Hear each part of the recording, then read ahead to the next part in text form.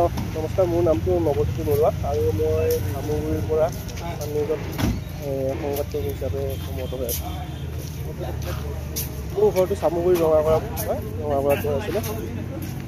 আচলতে 24 তাৰিখে নিশা প্ৰায় 2মান বজাত মই শুইছিলোঁ। শোৱাৰ পিছতে কিন্তু ৰাতিপুৱা 6মান বজাত উঠি দেখিছিলোঁ যে মোৰ বাইকখন ভিতৰতে থাকে, বাইকখন নাই। Yamaha AS02 AF9201। তাৰপিছতে দেখিবলৈ পাইছিলোঁ যে যি বেৰ আছিলে আমাৰ ঘৰৰ বেৰ কাটি পেলাই 2জন চোৰ আহিছিল বুলি খবৰ পাইছিলোঁ। তাৰপৰা এজন চোৰ ৰাস্তাতে আছিলে আৰু এজনে বাইকখন উলিয়াই লৈ গৈছিলে। তাৰপিছত ৰাতিপুৱাৰ লগে লগে চামগুৰি আৰক্ষীক খবৰ দিলোঁ। আৰক্ষীক খবৰ দিয়াৰ লগে লগে আৰক্ষী তদন্তকাৰী দল এটা গ'ল। তেওঁলোকে তদন্ত কৰিলে। তদন্ত কৰাৰ পিছত নিশাৰ ভাগত আৰক্ষীয়ে কিবা খবৰ এটা পালে। খবৰ পোৱাৰ পিছতে কিন্তু নিশা তেওঁলোক ওলাই গৈছিলে। ওলাই গৈ এক অভিযান চলাইছিলে। অভিযানত 2টা চোৰৰ নাম উল্লেখ কৰিছিলে।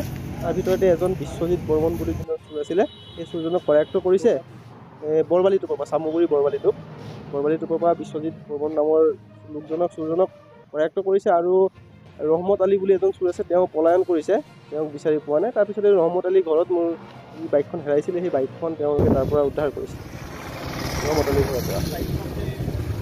হয়, বাইকখন মই বৰ্তমান সময়ত থানাত আছে আৰু আজি ৰাতি নিশাই মোক আৰক্ষীয়ে খবৰ দিছিলে যে আপোনাৰ বাইকখন উদ্ধাৰ কৰিছোঁ বুলি। তাৰপিছত মই এতিয়া থানালৈ আহিছোঁ। আহি পেলাই বাইকখনৰ কিবা তেওঁলোকৰ কাম আছে, প্ৰচিডিউৰ আছে, কিবা কামখিনি কৰাৰ পিছত বাইকখন মোক চমজাই দিম বুলি কৈছে। বৰ্তমান ৰহমত আলীক বিচাৰি অভিযান আৰক্ষীয়ে হয়তো চলাই আছে, সেইটোতো মই ইমান ভালকৈ গম পোৱা নাই।